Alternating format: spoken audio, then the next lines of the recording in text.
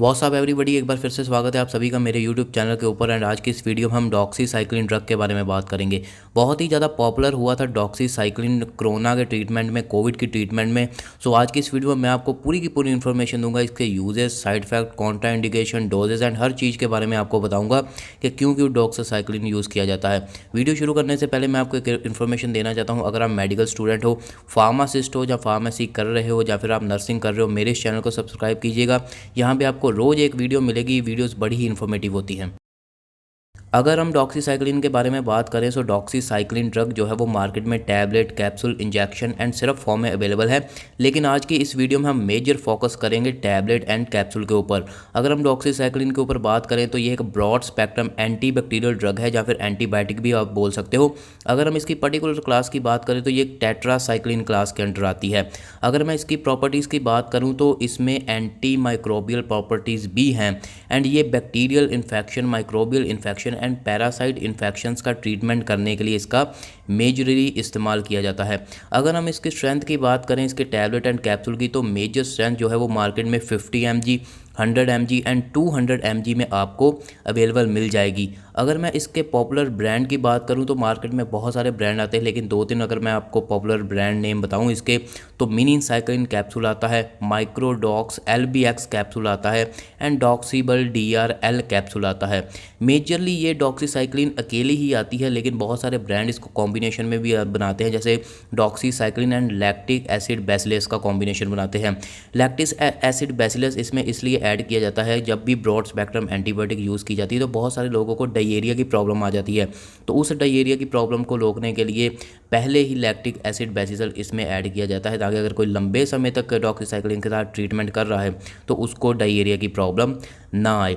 अगर हम इसके प्राइस की बात करें तो brand to brand price vary करता है, लेकिन अगर मैं आपको एक एग्जांपल दूं तो मिनीसाइक्लिन कैप्सूल जो आता है श्रेया प्राइवेट लिमिटेड का, उसकी 10 कैप्सूल की टैबलेट जो हम 100 mg वाले 10 कैप्सूल की जो प्राइस है वो 28 रुपये के आसपास आपको 10 कैप्सूल की पैकिंग अवेलेबल मिल जाएगी। अब अगर हम इसके यूजेस की बात करें तो जैसा मैंने आपको बताया, ये ब्रॉड स्पेक्ट्रम एंटीबायोटिक है एंड बहुत ही वाइड यूजेस हैं।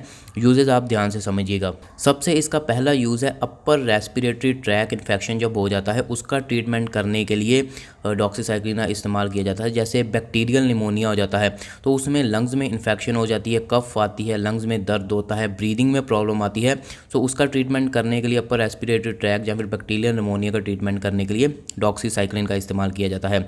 इसके अलावा साइनोसाइटिस नाम की प्रॉब्लम होती है, जिसमें आपके नाक में बहुत सारी प्रॉब्लम आ जाती है। जैसे आपको लंबे समय तक जुकाम लगा रहता है, आपके नाक में इरिटेशन होती है, नोज़ में इरिटेशन होती है, लंबे समय तक नोज़ में पानी आता रहता है एंड आपको इरिटेशन बहुत ज़्यादा होती है नाक में, तो उसका ट्रीटमेंट करने के लिए डॉक्सीसाइक्लिन का इस्तेमाल किया जाता है। इसके अलावा ब्रोंकाइटिस जब हो जाता है आप में, तो उसमें ब्रोंकाइटिस में क्या होता है कि आपकी ब्रोंकियल ट्यूब जो होती है लंग्स में, उसमें सूजन आ जाती है, जिसकी वजह से, या फिर आप बोल सकते हो इन्फ्लामेशन हो जाती है ब्रोंकियल ट्यूब में, जिसकी वजह से आपको कफ आती है, ब्रीदिंग आती है, दर्द होता है आपने लंग्स में। सो ब्रोंकाइटिस का ट्रीटमेंट करने के लिए डॉक्सीसाइक्लिन का इस्तेमाल किया जाता है। इसके अलावा यूरिनरी ट्रैक इन्फेक्शन जब हो जाता है, जिसकी वजह से आपको जब आप यूरिनेशन करते हो तो दर्द होता है, जलन होती है या फिर यूरेथ्रा में सूजन हो जाती है, तो उसका ट्रीटमेंट करने के लिए यूरिनरी ट्रैक इन्फेक्शन का ट्रीटमेंट करने के लिए डॉक्सीसाइक्लिन का बहुत बड़ा रोल है। इसके अलावा मेजर यूज़ अगर हम बात करें ना, एक और इसका मेजर यूज़ है एक्ने के ट्रीटमेंट में बहुत ज़्यादा काम आता है। जितने भी स्किन के डॉक्टर्स हैं, स्किन के फिजिशियन हैं, उनका major drug, favourite drug doxycycline होता है। एक्ने का ट्रीटमेंट करने के लिए, एक्ने वल्गैरिस का ट्रीटमेंट करने के लिए डॉक्सीसाइक्लिन का बहुत ही ज़्यादा इस्तेमाल किया जाता है।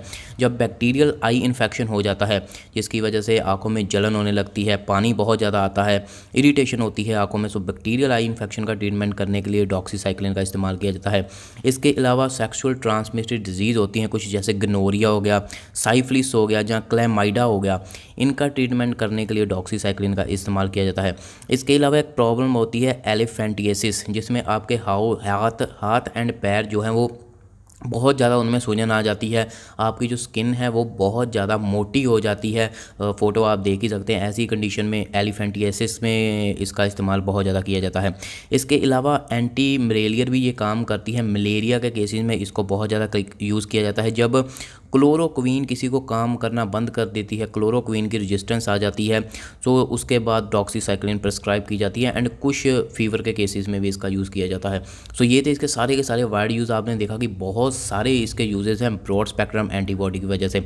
अगर हम इसकी डोजेस की बात करें तो डॉक्टर इसको 2 टाइम प्रेस्क्राइब करता है पूरे दिन में, सुबह एंड शाम को। एंड 50 mg भी आती है, 100 mg भी आती है, 200 mg भी आती है। वो पेशेंट की कंडीशन देख के एंड डिजीज़ देख के उसको प्रिस्क्राइब की जाती है कि कौन सी डिजीज़ में कितने mg तक, एंड कंडीशन भी देखी जाती है। मेजरली कंडीशन के ऊपर डोज डिपेंड होती है, सीवियर है, नॉर्मल है या फिर मॉडरेट कंडीशन है। एंड इसको 7 से 15 दिन ट्रीटमेंट किया जाता है एंड कुछ प्रॉब्लम में इसका ट्रीटमेंट 30 डेज़ तक भी जाता है। अगर हम इसके साइड इफ़ेक्ट की बात करें तो ब्रॉड स्पेक्ट्रम एंटीबॉडी का मेजर इसके साइड इफ़ेक्ट है नहीं, लेकिन नोज़िया वॉमिटिंग हो जाता है, कई बार डायरिया की प्रॉब्लम आ जाती है, एब्डोमेन पेन हो जाता है, या फिर लंबे समय तक जब आप टेट्रासाइक्लिन क्लास या फिर ब्रॉड स्पेक्ट्रम एंटीबॉडी का यूज़ करते हो तो टीथ का डीकलरेशन आ जाती है एंड जॉइंट्स पेन हो जाती है। जो टीथ डीकलरेशन एंड जॉइंट पेन है वो लंबे समय तक जब आप इस्तेमाल करते हो तब इसके साइड इफ़ेक्ट आते हैं। अगर हम इसके कॉन्ट्राइंडिकेशन की बात करें तो जब भी आप डॉक्सीसाइक्लिन यूज़ कर रहे हो तो डेयरी प्रोडक्ट्स का आपको यूज़ नहीं करना। इसके अलावा प्रेगनेंसी में इसको यूज़ नहीं करना, एंड ब्रेस्ट फीडिंग मदर है उस केस में भी इसको यूज़ नहीं करना क्योंकि ये फीटस को हार्म कर सकती है। एंड अगर ब्रेस्ट फीडिंग की बात करें तो अगर बहुत ज़्यादा ज़रूरत है तो इसकी डोज कैलकुलेट करके दी जा सकती है, लेकिन मैक्सिमम डॉक्टर इसको प्रिस्क्राइब नहीं करते। इसके अलावा अगर हम इंट्रैक्शन की बात करें, ड्रग इंट्रैक्शन की, तो अगर कोई भी कैल्शियम सप्लीमेंट ले रहा है, आयरन सप्लीमेंट ले रहा है, तो उसको डॉक्सीसाइक्लिन प्रिस्क्राइब नहीं करनी। उसके साथ डॉक्सीसाइक्लिन के साथ कैल्शियम एंड आयरन सप्लीमेंट कभी भी नहीं लेते। एंटा एसिड अगर आप कोई भी यूज़ कर रहे हो तो डॉक्सीसाइक्लिन के साथ उसको नहीं कंज्यूम करना। आप या तो डॉक्सीसाइक्लिन बंद कर दीजिए या फिर एंटा एसिड जो है वो बंद कर दीजिए। लैक्सेटिव अगर आप कोई यूज़ कर रहे हो जिसमें मैग्नीशियम है तो तब भी आपने डॉक्सीसाइक्लिन का इस्तेमाल नहीं करना। इसके अलावा एंजाइम रिड्यूसर आपने डॉक्सीसाइक्लिन के साथ कोई भी इस्तेमाल नहीं करने। इसके अलावा एक और इन्फॉर्मेशन देना चाहता हूँ, अगर आप कोई भी कॉन्ट्रासेप्टिव यूज़ कर रहे हो उसके साथ आप डॉक्सीसाइक्लिन यूज़ कर रहे हो तो डॉक्सीसाइक्लिन आपके कॉन्ट्रासेप्टिव का इफेक्ट कम कर देगा बॉडी में। सो डॉक्सीसाइक्लिन के साथ कोई भी कॉन्ट्रासेप्टिव यूज़ ना कीजिए। अगर आप कॉन्ट्रासेप्टिव यूज़ कर रहे हैं, आपकी नीड है, तो आप डॉक्सीसाइक्लिन मत यूज़ कीजिए साथ में, क्योंकि वो इसका इफ़ेक्ट कम कर सकती है। इसके अलावा मैंने मेजर यूज़ आपको बता दिए, जैसे यूरिनरी ट्रैक इन्फेक्शन में, अपर रेस्पिरेटरी ट्रैक इन्फेक्शन में, एक्ने के ट्रीटमेंट के इसका इस्तेमाल किया जाता है, सेक्सुअल ट्रांसमिटेड डिजीज़ में इसका इस्तेमाल किया जाता है, एलिफेंटियासिस में, मलेरिया के केसेस में इसका इस्तेमाल किया जाता है, एंड कुछ फीवर के केसेस में इसका इस्तेमाल किया जाता है। ब्रांड नेम मैंने आपको कुछ बताए, तो प्राइस जो मैंने बताया वो ब्रांड टू ब्रांड वेरी कर सकता है। और 50 mg, 100 mg, 200 mg की स्ट्रेंथ मेजर मार्केट में आपको अवेलेबल मिल जाएगी। प्राइस आप अपने हिसाब से कोई भी ब्रांड चूज़ कर सकते हो। अगर जेनरिक होगा उसके प्राइस थोड़े से कम होंगे, एंड अगर दूसरा ब्रांड होगा, कोई ब्रांडेड होगा, तो उसके प्राइजेस थोड़े से ज़्यादा होंगे। मेजरली डॉक्सीसाइक्लिन का इस्तेमाल तब किया जाता है जब किसी को पेनिसिलिन रेजिस्टेंस हो जाती है, जैसे अमोक्सिसिलिन हो गया, डाइक्लोक्सासिलिन हो गया। जब इनसे रेजिस्टेंस हो जाती है तो तब डॉक्टर डॉक्सीसाइक्लिन प्रिस्क्राइब करता है। तो ये थी पूरी की पूरी इन्फॉर्मेशन डॉक्सीसाइक्लिन की। ऐसी ही वीडियोज़ आपको मिलती रहेंगी, medical related, nursing related, pharmacy related videos आपको मिलती रहेंगी। मेरे इस चैनल को सब्सक्राइब कीजिए, वीडियो को लाइक कीजिए, मेडिकल वीडियो के लिए शेयर कीजिए अपने दोस्तों के साथ चैनल को। Thank you so much.